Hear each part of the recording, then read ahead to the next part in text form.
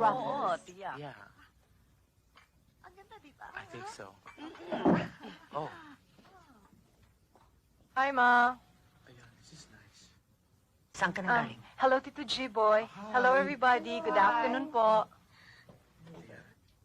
Gusto kitang makausap. Excuse me lang po.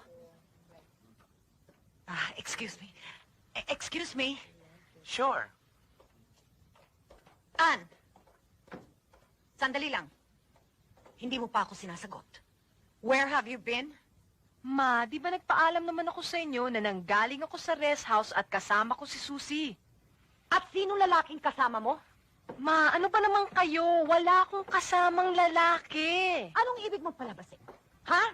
Na nag-iimbento yung kapitbahay natin sa rest house, ganun ba? Mrs. Lardizabal, Yes. are we gonna wait for you before the second set starts? No, you just go right ahead and I'll follow. Okay. Halika nga muna dito, punyetera ka at mag-usap tayo. Mami, wala akong ginagawang masama. Habang natataranta ako sa paghahanda ng party mo, kung sino naman Poncio Pilato ang kasama mo?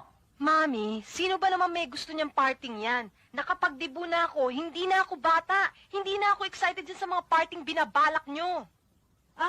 So utang na loob ko, ang ginagawa ko para sa'yo, ganun ba? Yes! Mrs. Lardizabal, would you like to get a copy of the collection after the show? Oh, yes, of course. I'll just follow, okay? Okay, thank you. Siguro, ibinigay mo na yung sarili mo sa lalaking yon. Ma, wala akong nalalaman sa sinasabi niyo. Hindi pa tayo tapos, ha?